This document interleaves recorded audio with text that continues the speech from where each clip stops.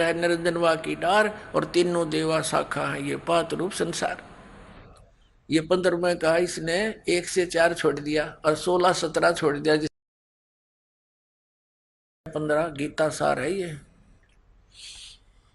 अब इसमें इसने केवल 5वां ले लिया, 1 से 4 छोड़ दिए और छठा ले लिया। ये देखो छठा ले लिया पृष्ठ 188 पे, 8वां भी ले लिया और फिर 9वां ले लिया, 7वां छोड़ दिया, 10वां ले लिया, 11वां भी ले लिया, 11वां यहाँ खत्म कर दिया बस ठीक है। वाह रे देवता। और चौथे अध्याय के 1 से 16 छोड़ दिए। अरे तेरा गजब भैया। जहाँ चौथे अध्याय का सारा निर्णय ज्ञान दे रखा है कि तू यदि हठ योग करेगा तेरा निर्वाह क्यों करोगा। और यो हठ योग बतावे विलास दास जी, ये हठ योग बतावे। ये भगवान परमात्मा कहते हैं ये तो परमात्मा के दोषी हैं, अपराधी हैं। और कहते हैं पापी पर बाद ना बैठो, मुख देखे पाप लगे जाका। 9-10 मास गर्भ त्रास दी, धिक्कार जन्म उसकी माँ का। अब इस अभिलाष दास जी ने तो ऐसा काम कर दिया चतुरता दिखा के। एक समय एक राजा ने महल बनवाना था, अपने मंत्री की ड्यूटी ला दी भाई बढ़िया सामान लगवाना अपनी देख रेख में। अब मंत्री जी ने बढ़िया कारीगर खोजा, उसने नींव रख दी, शुरू कर दिया मकान बनाना। फिर कहा कि मंत्री जी अब छत देने के लिए वो लानी पड़ेंगी कड़ी और सतीर। तो मंत्री जी बोला भाई चल ले आ अपना बढ़िया माल छांट के। वो ले आया कड़ी और सतीर ले आया, एक वुडन बीम। वुडन बीम होता था सतीर, काठ का बहुत मजबूत, और चंदन का सारा, क्योंकि राजा का महल बने। अब वो एकांत स्थान पर अलग रखवा दिया सारा सामान दूसरे मकान में, और जहां महल बनाना था वहां उसकी कंस्ट्रक्शन शुरू कर दी उस मिस्त्री ने, राज ने। उधर से क्या हुआ कि मंत्री जी ने सोचा कि राजा का काम है, किसी और अच्छे कारीगर ने दिखा लेता हूं। और इस ऊपर के जो छत के ऊपर दारमदार होता है, और सतीर एक वेरी इंपॉर्टेंट बताया इसका कि सतीर के ऊपर ही सारा कुछ दारमदार होता है, सारा लोड सतीर पर ही आता है। ये उस मिस्त्री ने बता दिया था कि जी बढ़िया सतीर लेना पड़ेगा क्यों सारा लोड इसी पर आता है। तो मंत्री जी ने सोचा भी राजा का मामला है, कहीं सतीर कमजोर और कोई खराब ना आ गया हो, किसी और कारीगर ने दिखा लेता हूं। वो और अन्य राज बुला लिया, उस राज को यानी मिस्त्री को, लक्कड़ मिस्त्री को दिखा कि भाई देखना ये सतीर ठीक है ना। अब ये बेईमान होता है का नालायक सा, उसने सोचा अपनी प्रभुता बना, नंबर 3 बन जाएंगे फिर तुझे मिलेगा काम राजा का।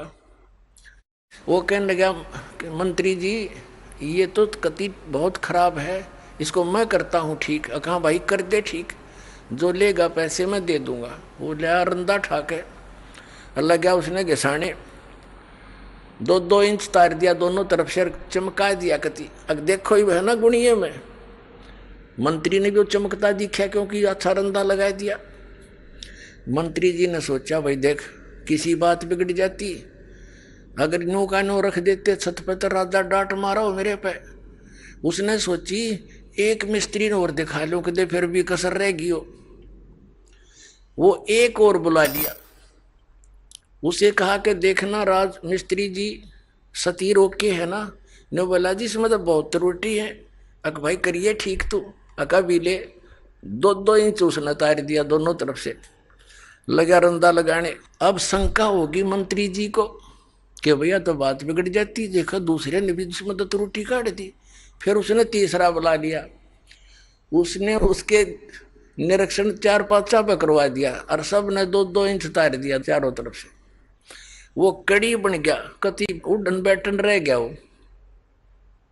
अब मंत्री ने सोचा ले भाई तो 4-5 ने निरीक्षण कर लिया, अब तो यू ओके हो गया होगा। अब जब उस मिस्त्री ने चिनाई जो कर रहा था कंस्ट्रक्शन, जब छत लेवल पर पहुंच गई दीवारें, जब उन बेलदारों से कहा कि भाई जाओ सतीर लिया उठा के।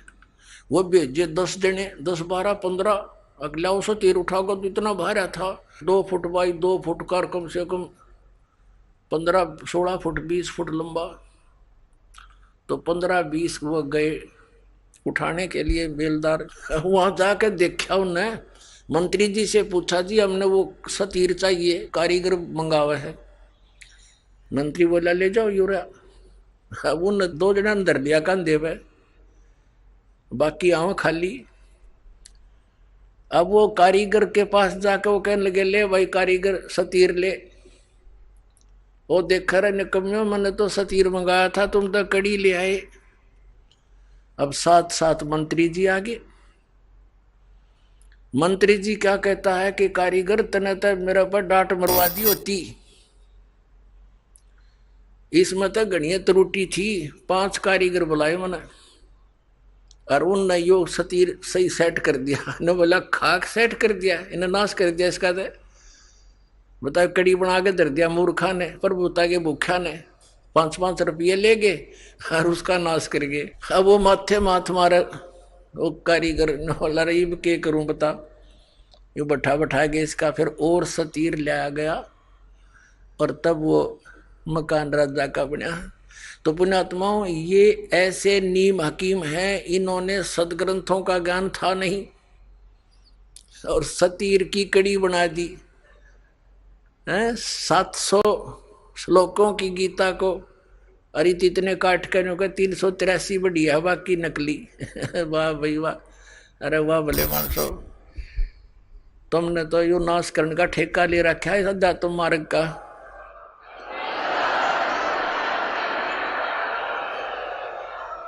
अब ये व्यक्ति पारखी जो संत हैं, ये अभिलाष दास जी, तो इसके भगत बताते हैं कि इन्होंने बड़ी पुस्तक लिखी हुई है, वेद क्या कहते हैं, एक बहुत बढ़िया पुस्तक है इनकी। वो दास ने पढ़ी इसकी पुस्तक वेद क्या कहते हैं, और ये क्या कहता है कि मैंने वेदों को पढ़ा है, आज भी पढ़ता रहता हूं। और इससे पूछा कि वेदों में परमात्मा निराकार बताया है, बोला नहीं नहीं ऐसा कुछ है ही नहीं उसमें। फिर इससे पूछते हैं, जैसे इसका विधान है ये भी खुद बताता है, इसकी पुस्तक में लिखा है कि प्रारब्ध के कर्म यानी किस्मत में लिखे हुए दुख सुख जीव को भोगने ही पड़ेंगे, इसमें कोई परिवर्तन नहीं हो सकता। हरियों का मैंने वेद भी पढ़े हैं, इन्हें खाक वेद पढ़े। अब दिखाता हूं वेदों में क्या कहा है। वेदों में ये लिखा है परमात्मा घोर पाप का विनाश कर देता है, ये देखिएगा यजुर्वेद। और ये महर्षि दान सरस्वती द्वारा इसका अनुवाद है। प्रकाशक हैं सार्वदेशिक कार्य प्रतिनिधि सभा 2/5 महर्षि दान भवन रामला मैदान नई दिल्ली से। और ये यहाँ से छपा है Prince offset printers 1510 Pataudi house Daryaganj नई दिल्ली से। 8वें अध्याय का और 13वां श्लोक दिखाते हैं आपको। 8वें अध्याय का 13वां श्लोक, इसमें क्या लिखा है कि देव कर्तस्य एनस्य एव जनमसि, मनुष्य कर्तस्य एनस्य एव जनमसि, पितृ कर्तस्य एनस्य एव जनमसि, आत्म कर्तस्य एनस्य एव जनमसि, एनस्य एनस्य एव जनमसि। अब ये 241 पर हमने इसकी संस्कृत पढ़ी है, अब 242 पर इसका अनुवाद है। 242 पे ये इसमें क्या लिखा है कि हे सबके उपकार करने वाले मित्र, आप दान देने वाले के अपराध के विनाश करने वाले हैं। अब पुण्यात्माओं ये तो सारे के सारे जितने संत मंत्राचार्य शंकराचार्य ये महर्षि ये संत अभिलाष दास जैसे, तो ऐसा काम कर दिया इनने मेरे साथ में। एक व्यक्ति था, वो किसान था और अकाल गिर गया। उसने सोचा भी खेती में तो काम गुजारा चला नहीं, तो कोई और धंधा कर ले। उसने क्या शुरू कर दिया, ये चाकी राण का काम ले लिया। उसने 2 बसोली खरीद ली वो कट करने की, और चाकी राण का काम उसने शुरू कर दिया। अब पहले चाकी कैसे रहा करते, हाथ से चलाने वाली जो चक्की पत्थर की होती हैं उसके पार्ट होया करते, 2 होते हैं, अभी भी गाँव में तो बहुत है। और वो घिस जाते थे चलते चलते, तो उनको ऐसे समझदार सा व्यक्ति उनको चांट दिया करता, चाटे मार देता, वो फिर से वर्किंग ठीक हो जाती उनकी, तो उसको चाकी राणा कहते हैं। अब उसने कभी काम किया नहीं था, पहले दिन मुहूर्त करी एक गांव में जाके, उसने आवाज लगाई कि चाकी ठीक करवा लो। एक बुढ़िया बोली भाई आजा चाकी ठीक कर दे मेरी। अब ठीक है ताई, बता कौन सी है भैया देख ले। उसने उतार कर पाट रख लिया। बुढ़िया कहने लगी भाई मैं कुएं तो पानी ले आऊं, दूर दूर कुएं हुआ करते गांव में, और आप इतने या चाकी ठीक कर दो का। अच्छा ताई जा बेच सकते हैं। अब उसने कदे काम करा नहीं था, ने सोची जल्दी जल्दी कर ले। जब पहले आवाज में काम मिल गया तो यहाँ कोई आया ही नहीं है ताई, तो उसने माड़ी स्पीड भी पकड़ ली। वो 2-4 मारे गद्दा गद, वो पार्ट टूट गया। उसने सोची भैया तो बात बिगड़ गई, बुढ़िया चौनी दे नहीं, और तू भाग ले अपने सारे औजार उठा के। और जो नीचे वो बैठा था, ऊपर एक पात्र था मिट्टी का मटका छोटा सा, उसमें घी डाल रखा था बुढ़िया ने गर्म करके, गर्मियां का दिन था, और ऊपर बांध दिया करते बिल्ली कुत्ते के डर से। ऊपर कड़े में रस्सी डाल के और एक छिक्का बना दिया करते, उसमें वो दे रखा उसने बरोला मिट्टी का मटके में घी बहुत बढ़िया 5-10 किलो। अब वो जल्दी में उठ के भाजन लग गया। वो ऊपर तो छिक्के टंगा हुआ था वो पत्थर, उसका लग गया सिर, वो पड़ गया, पड़ते हो सारा फैल गया और सारी साड़ में बिखर गया फर्श पे। उन्हें सोची तन्नाड़ा पकड़ के बांधेंगे हैं, और तू भाग ले स्पीड ते, एक नुकसान और हो गया तेरे।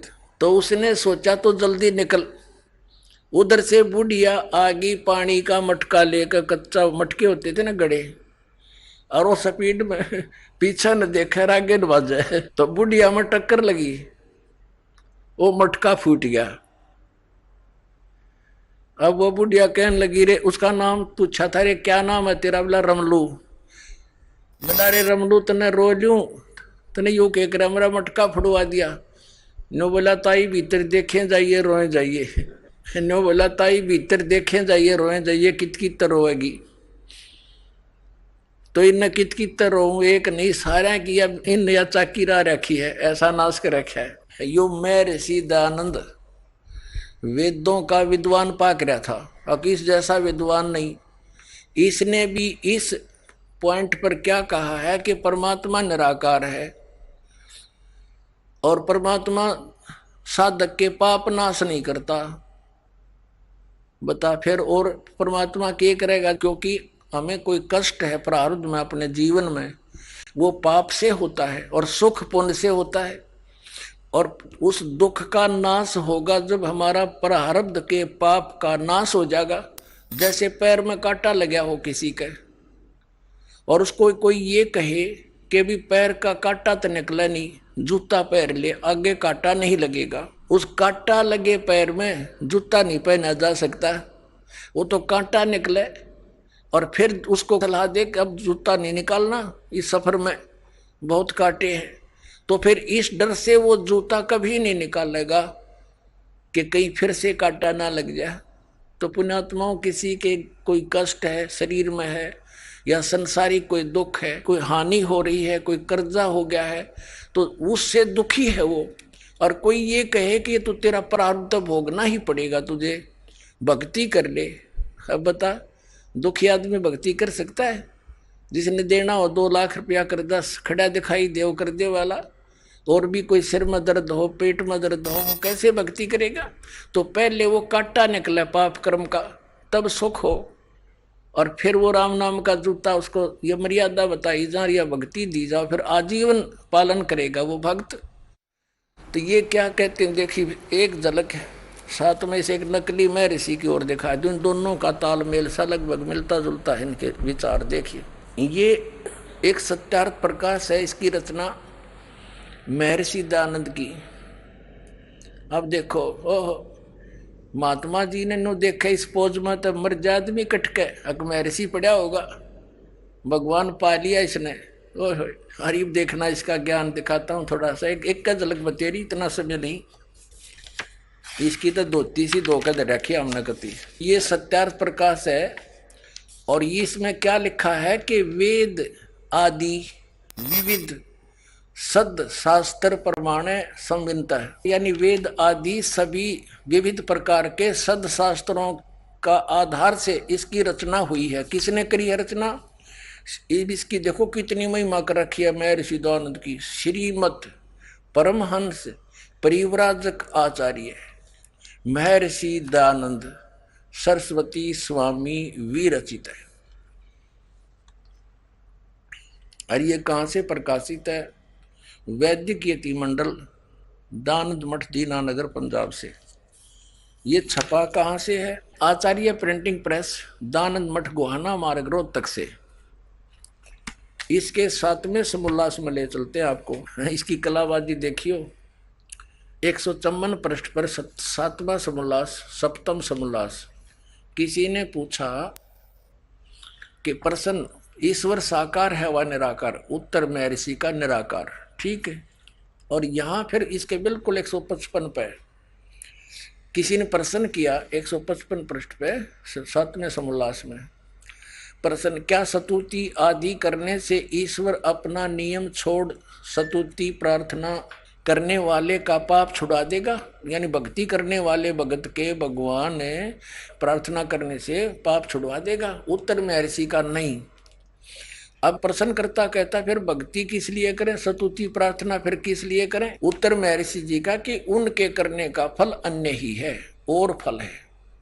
अब प्रश्नकर्ता कहता भी फिर और क्या फल है, जो भगवान पाप तो नाश नहीं कर सकता, फिर और क्या फल है? उत्तर महर्षि जी का कि स्तुति से ईश्वर में प्रीति, उसके गुण कर्म स्वभाव से अपने गुण कर्म स्वभाव का सुधरना, प्रार्थना से निरअभिमानता, उत्साह और सहाय का मिलना, उपासना से परब्रह्म से मेल और उसका साक्षात्कार होना। देख रहे हो, तो यो भांग पिया करता। 154 पृष्ठ पर तो क्या कह रहा है कि भगवान निराकार है, और दूसरे पर न्यू कह है भक्ति उपासना ते पाप ते नाश हो को नहीं, भक्ति साधना ते प्रार्थना स्तुति ते। इससे उपासना से परब्रह्म से मेल हो जाएगा और उसका साक्षात्कार हो जा, यानी उसको देख सकते हैं। निराकार का खाक देखेगा? बता, 154 पृष्ठ पर तो निराकार कह रहा है, और अब 155 पर साकार सिद्ध कर रहा है। और फिर दूसरी थ्योरी इसने क्या बताई है कि परमात्मा अपने उपासक के भगत के पाप नाश नहीं कर सकता। तो प्रश्नकर्ता ने कहा भी फिर और क्या करेगा भगवान, कि इससे और लाभ है? और क्या लाभ है? कि भगवान का दर्शन हो जाएगा। अकल देखो इसकी। जैसे किसी ने साबुन विक्रेता का बड़ा बोर्ड ला रखा, और कोई उससे पूछता है क्या आप साबुन विक्रेता हैं, बहुत बड़ा प्रसिद्ध, तो क्या साबुन कपड़े के मैल छुड़वा देगा?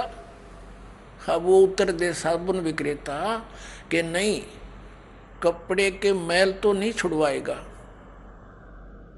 तो प्रश्नकर्ता तो स्वाभाविक कहेगा भी फिर साबुन का प्रयोग किस लिए करें? तो वो उत्तर देव है कि साबुन के प्रयोग से कपड़े का मैल तो नाश नहीं होएगा, लेकिन और लाभ है। वो क्या लाभ है? कि कपड़ा मजबूत हो जाएगा। ये विधान है।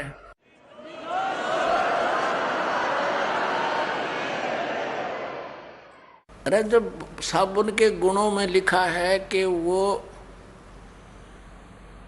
कपड़े के मैल काटे और काम में ही हो साबुन का, ऐसा व्यक्ति कौन होगा? वो धोखेबाज जिसने लकड़ी के गुटके पैक कर रखे होंगे, पुड़िया बना रखी होंगी लकड़ी के टुकड़ियां की, गुटकियां की, और वो बेचता होगा कि साबुन ते मैल तक कटे नहीं, कपड़ा मजबूत हो जाएगा, दूना और कटेगा उससे। तो फिर अब जैसे कोई वैद्य है और वैद्य से कोई पूछता है कि वैद्य जी क्या औषधि प्रयोग करने से रोग नाश हो जाएगा, और वो वैद्य ये कहे कि औषधि खाने से रोग नाश नहीं होगा। अब प्रश्नकर्ता के फिर भाई औषधि किस लिए खाएंगे हम? कि उससे और लाभ है। तो क्या लाभ है बताइए वैद्य जी? के पहलवान बन जाएगा। अरे तेरा गज भैया, जिसके टीबी की बीमारी हो वो पहलवान बनेगा, को मरेगा। और रोग कट्टन की औषधि मिला तो उसका समझ तो अपन पहलवान हो जाएगा फिर वो। तो कहने का भाव ये है, ये सारे एक थैली के चट्टे बट्टे थे। ज्ञान किसी ने था नहीं, बोली जनता इनके पीछे लागी। न मेरे शीर बड़े साधु संत पहुंचे हुए और नो दिखा दे करके न सोचे भाई कितनी भगवान ते मिल रहे। इन्हें कख भी नहीं पता, अपने सदग्रंथों से परिचित नहीं। इन्हें झूठा ज्ञान ध्यान का लाओ, ये बाद विदा चतुराई। देखिएगा अब इसने इस सत्यार्थ प्रकाश के प्रथम समोल्लास में, ये 18 पृष्ठ पे इसी सत्यार्थ प्रकाश के महर्षि दयानंद ने प्रथम समोल्लास के इस 18वें पृष्ठ पे यहां मित्र की परिभाषा बताई है। क्या बताया कि वह परमेश्वर सबका सच्चा मित्र है। इससे परमेश्वर का नाम मित्र है। ये इसने सत्यार्थ प्रकाश के प्रथम समोल्लास में परमात्मा के नामों की व्याख्या कर रखी है कि किन किन नामों से परमात्मा का बोध होना चाहिए। अब ये कंसेप्ट क्लियर हो गया कि महर्षि दयानंद जी परमात्मा के नामों में से एक मित्र शब्द भी जहां ये प्रयोग करता है, जहां परमात्मा की महिमा है, तो ये सोच ले वो भगवान के विषय में। अब क्योंकि इसका विधान भी अपना सत्यार्थ प्रकाश में ये है कि परमात्मा पाप नाश नहीं करता, पाप छुड़वाता नहीं साधक के।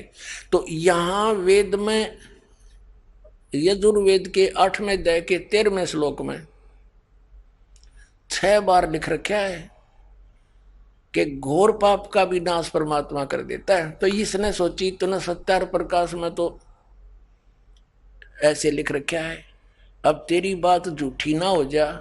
इसने यहां मित्र लिख दिया, भगवान ना लिखा, क्योंकि आम भोली भाली जनता ने इतना ज्ञान कहा, वो तूने सोचा ये कोई मित्र के विषय में लिख रखा होगा। जैसे सन 2004 से ये दास समाचार पत्रों में इस महर्षि दयानंद की जानकारी, इसके अज्ञान का समाचार पत्रों में लिख लिख कर लेख लिखा करता था और ये बताया करता था कि ये महर्षि दयानंद सत्यार्थ प्रकाश तो उसका अनुभव है, वेद भगवान का ज्ञान है, विधान है। तो जो वेदों से नहीं मिलता तो वो ज्ञान गलत है, और इस बात को ये महर्षि दयानंद भी मानता है। तो देखिएगा, महर्षि दयानंद कहते हैं कि परमात्मा पाप नाश नहीं कर सकता, वेद कहते हैं घोर पाप भी नाश कर दे। तो सत्यार्थ प्रकाश ये झूठार्थ प्रकाश है। समाचार पत्रों में लिखना शुरू किया, इसी का परिणाम था ये क्रोथा कांड। तो इन्होंने क्या उत्तर दिया समाचार पत्रों में कि रामपाल झूठा है, इसको संस्कृत आती नहीं, ये महर्षि दयानंद के क्या जाने गूढ़ रहस्यों को उस 8वें अध्याय के 13वें श्लोक में मित्र के बारे में कहा है, भगवान के बारे में नहीं कहा। फिर दास ने ये सत्यार्थ प्रकाश का थैला उल्टा कर दिया, उनका देख युग अंत से इसमें। अब हम फिर आ जाते हैं यजुर्वेद के, महर्षि दयानंद का अनुवाद है यजुर्वेद। अब हम फिर इसमें दिखाते हैं आपको। अब यहां पढ़ रहे हैं हम यजुर्वेद के 8वें अध्याय का ये 13वां श्लोक। यहाँ तो संस्कृत है ओनली, ये 241 242 में अनुवाद किया है इसने। यहाँ ये अनुवाद करता स्वयं महर्षि दयानंद है। हे सबके उपकार करने वाले मित्र लिख दिया यहाँ पर, यहाँ लिखना था सबके उपकार करने वाले परमेश्वर। और सत्यार्थ प्रकाश में इसने स्पष्ट भी कर दिया कि सबका सच्चा मित्र साथी होने के कारण परमात्मा का नाम मित्र जानना। तो यहाँ मित्र मीन परमात्मा पढ़ेंगे हम। देखिए, हे सबके उपकार करने वाले परमेश्वर, आप दान देने वाले के, ऐसे माने अपराध के, विनाश करने वाले हो, नाश करने वाले हो, एवजनम। हम संस्कृत भी पढ़ देंगे क्योंकि देवनागरी लिपि है। और मनुष्कृत्य, साधारण मनुष्यों के किए हुए, ऐसे माने अपराध, अपराध कहो चाहे पाप कहो, ऐसे माने अपराध, ऐसे माने पाप कहो चाहे अपराध कहो, के विनाश करने वाले हो। पिता के किए हुए, ऐसे माने पाप ही समझो, विरोधाचरण नहीं, पाप के। अवजन्म माने अच्छी प्रकार हरने, नाश करने वाले हो। अवजन्म माने नाश करने वाले, विनाश करने वाले हो। आत्म कृत्य से, अपने किए हुए। अनस्य माने पाप के। अवजन्म माने नाश करने वाले हो, दूर करने वाले हो। अनस्य अनस्य, अधर्म के अधर्म यानी घोर पाप के नाश करने वाले हो। जानता हुआ मैं जो कुछ भी अधर्म आचरण किया करता हुआ करूं हो, अनजान में जो कुछ भी किया करता हुआ करूं, उस सर्वस्व माने सब, एन से माने पाप के। इसने दड़ंगा डाण तो मतलब था पाप के, अपराध के। अवजन माने नाश करने वाले हो, दूर करने वाले हो। ओए होए, अरे ये नौका हम वेद भी पढ़े हैं। जो वेद तो कहते हैं परमात्मा घोर पाप का भी नाश कर देते हैं। ये नौके प्रारब्ध में जो लिख दिया वो फाइनल है। ये इनकी मनगढ़ंत कथाएं हैं। ये जनता के जो है ना शत्रु बन करके पृथ्वी पर उतरे हैं। और विशेष कर जो ये कहता है कि भगवान है ही नहीं, फिर अध्यात्म भी कहे, अपने आप को आध्यात्मिक भी कहता है। तेरा गजब वही हो। हे भगवान, अपने आत्माओं थोड़ी सी कलाबाजी इसकी ओर दिखाते हैं। ये जो पारखी संत हैं, ये परमात्मा की उस वाणी को, बीजक को सत्य मानते हैं, ओनली बीजक को। पुण्यात्माओं, जिसने हल्दी की गांठ ले ली और उससे पंसारी का बोर्ड लगा लिया, वो एक हल्दी की गांठ से पंसारी नहीं बनता। कबीर परमेश्वर की सर्ववाणी ही मान्य है। पवित्र कबीर सागर और कबीर साखियां, कबीर शब्दावली, कबीर दोहावली, कबीर साहिब की ये कबीर बीजक, ये सभी परमात्मा का दिया हुआ ज्ञान है। इसमें थोड़ी सी झलक दिखाते हैं आपको। इस कबीर साहिब के बीजक ग्रंथ में सबसे पहली वाणी है, ये देखिएगा, ये है सतगुरु वे नमः। और सतगुरु कबीर विरचित। कबीर बीजक तो कबीर साहब द्वारा रचित है, अनुवाद करता गलत है। ये पारक सिद्धांत इनका, ये पारक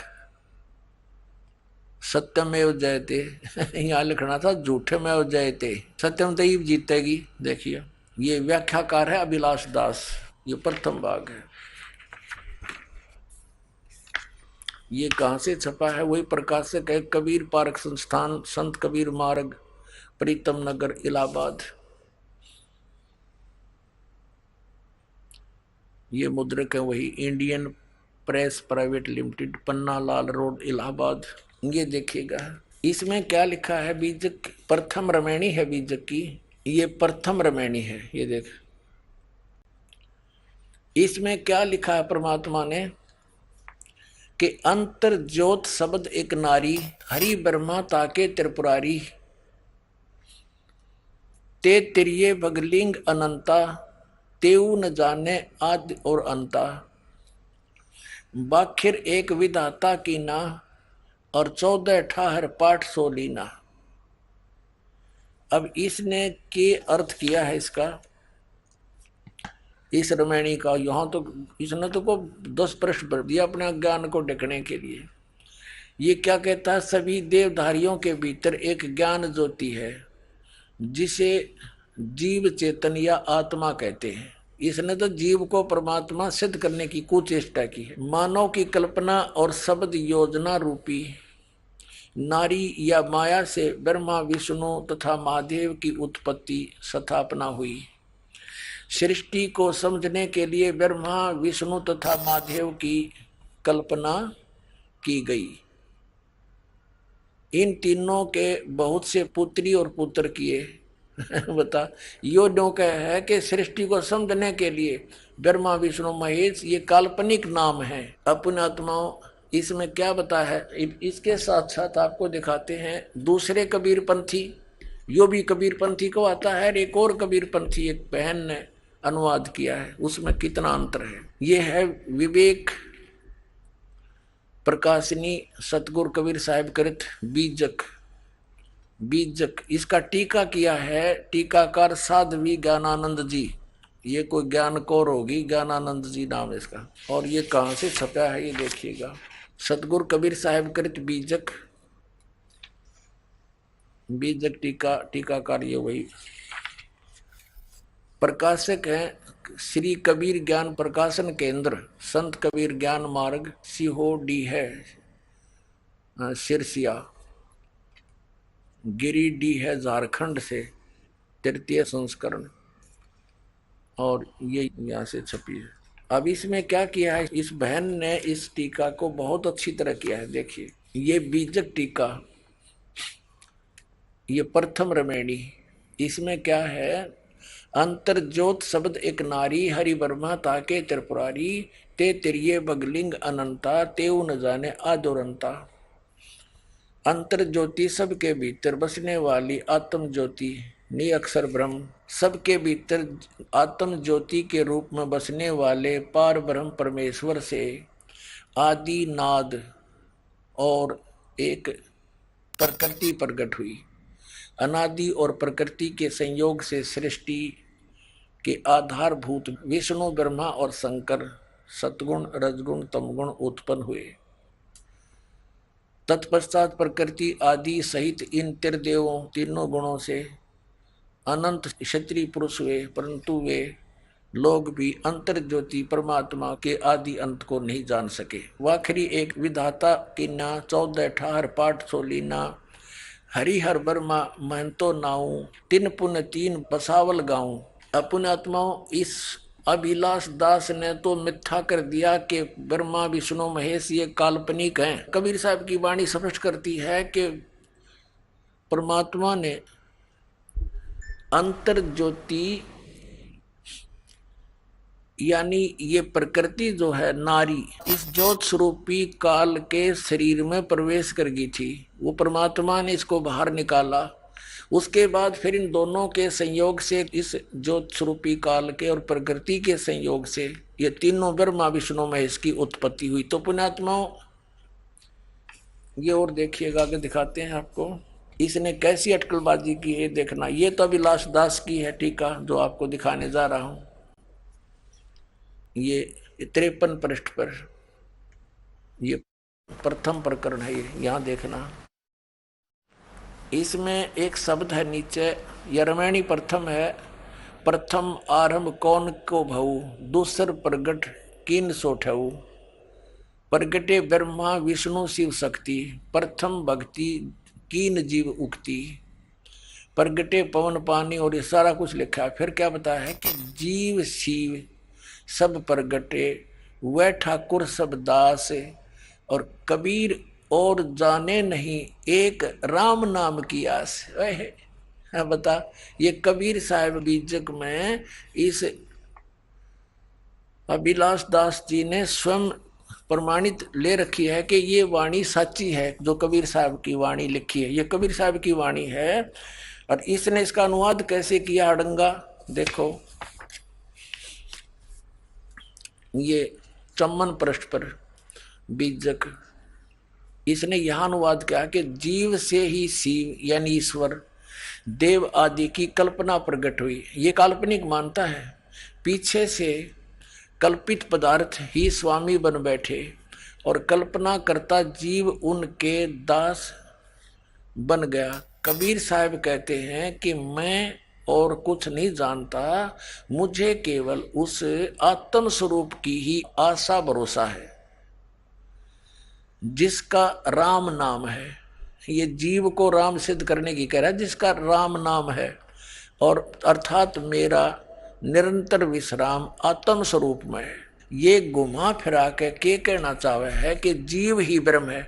और जबकि इस वाणी का प्रत्यक्ष अर्थ देखिएगा,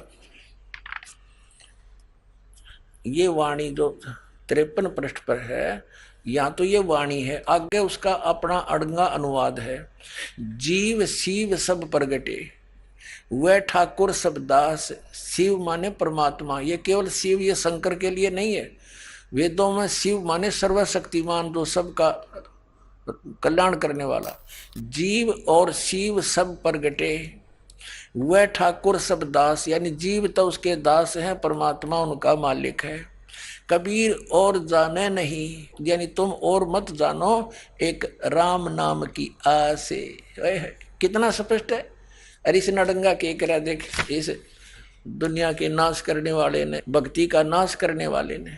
जीव से शिव, यो ईश्वर, देव आदि की कल्पना प्रकट हुई, कल्पना, और पीछे से कल्पित पदार्थ भी स्वामी बन बैठे, और कल्पना करता जीव उनके दास बन गए।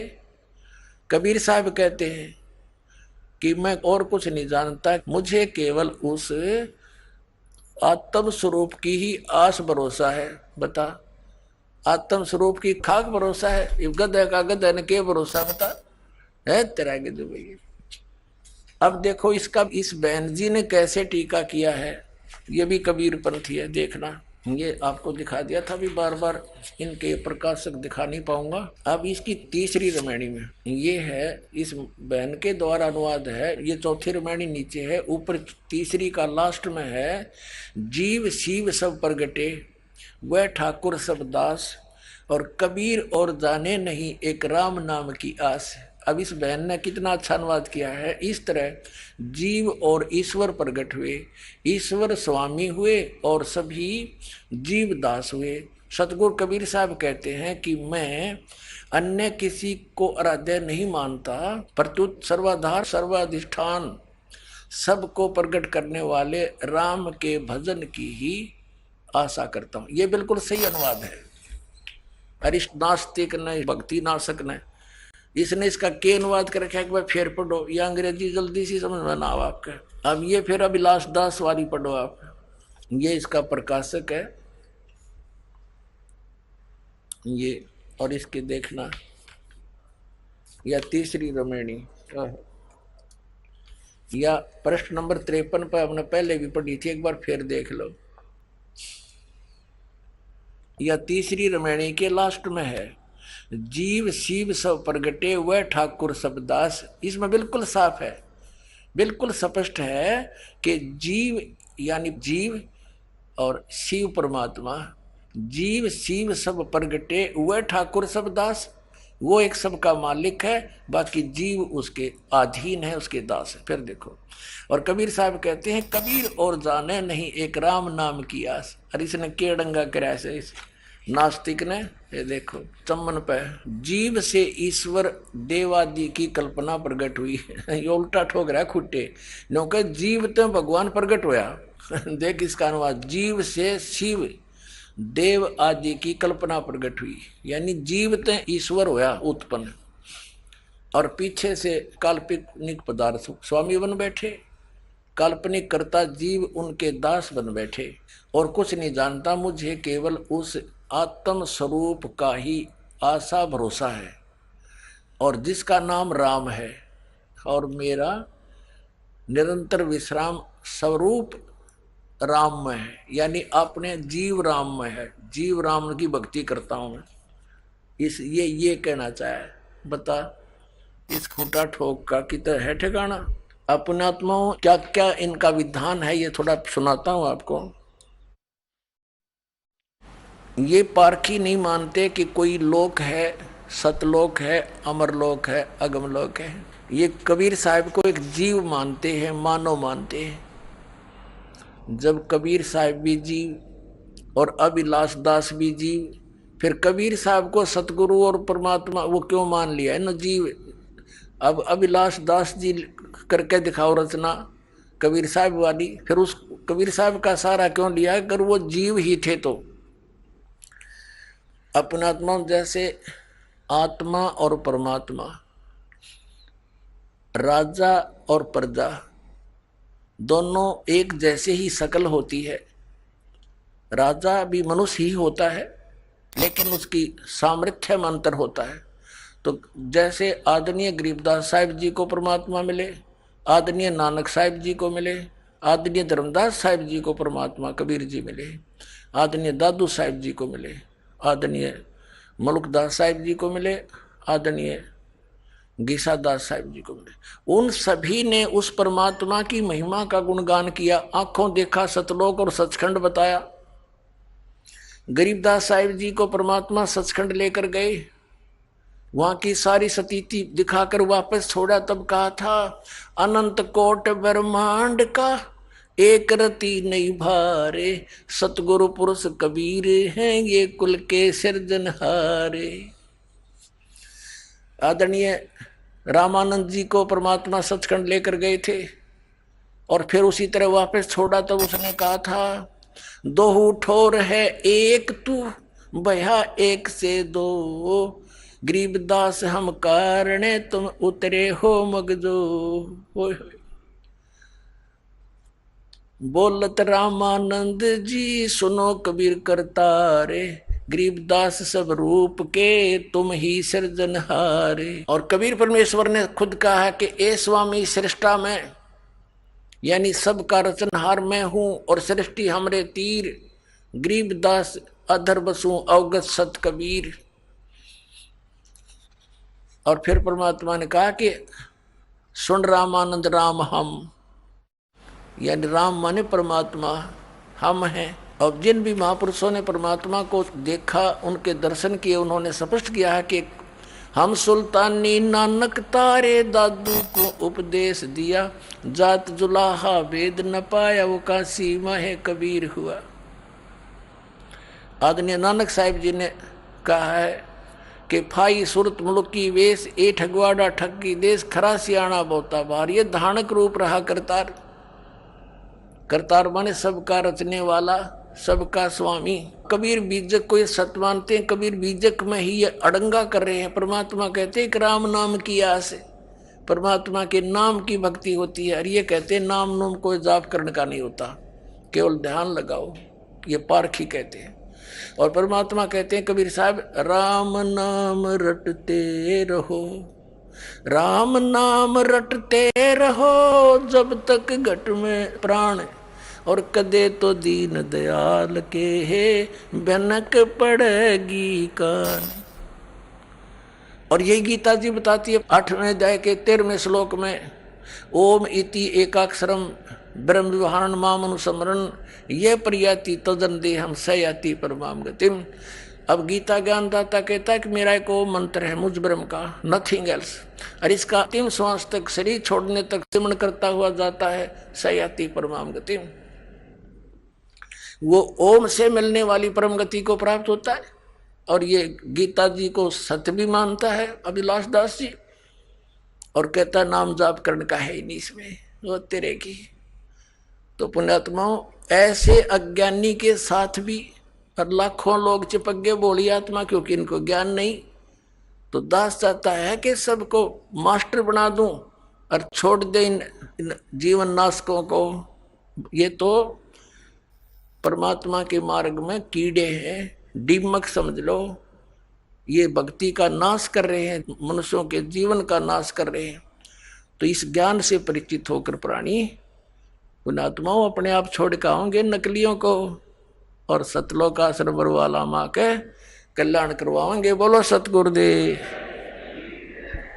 परम पिता परमात्मा पूर्ण ब्रह्म सारी सृष्टि के रचनहार कबीर देव जी, कबीर परमेश्वर जी, ये वही परमात्मा है जो काशी शहर में भारतवर्ष की पावन पृथ्वी पर एक लहर तारा नामक तालाब के ऊपर कमल के फूल पर आकर के विराजमान हुए थे। अपने सतलोक से चलकर आए थे और वहाँ सन 1398 में संवत 1455 परमात्मा एक नवजात शिशु का रूप धारण करके कमल के फूल पर विराजमान हुए थे। फिर लीला करते हुए बड़े हुए। बचपन से ही छोटी आयु में 5 वर्ष की आयु में ही वो परमात्मा अपना जो उद्देश्य लेकर आए थे उसको पूरा किया। पुण्यात्मा सौभाग्य आपका मनुष्य जन्म और इस समय में है। धन्य है आपके माता पिता जिनसे जन्म हुआ। ये वो समय है इस प्राणी को करोड़ों युगों के बाद प्राप्त होता है, जो आज आपको प्राप्त है। अभी आप बालक हो और हमारे अंदर इस काल ने अज्ञान घना बरवा रखा है। एक दो दिन से नहीं, हजारों वर्षों से, लाखों वर्षों से वही लोक वेद हमारे अंदर जमा है। उसके आधार से हम इस तत्व ज्ञान को जल्दी सी समझ नहीं पाते, और इतने ही देर लगी हुई है जब तक ये समझ में नहीं आता। फिर तो आपको कबीर भगवान बिना और इस सतलोक आश्रम बरवाला बिना पृथ्वी पर आपको कहीं ठिकाना दिखाई नहीं देगा। ये सत्कर मान लेना। जैसे अभी आपने परमात्मा की वाणी सुनी, हमारे लिए संदेश है। जब आपको ये कंप्लीट स्पिरिचुअल नॉलेज हो जाएगा, ये पूर्ण आध्यात्म ज्ञान हो जाएगा, उसमें आपकी स्थिति ऐसी हो जाएगी जैसे समुद्र के अंदर। पुराने समय में, अब भी ऐसा ही होता है वैसे, पुराने समय में विशेषकर ये समुद्री जहाज जो जाते थे, इनके ऊपर कौवे बैठकर चले जाते।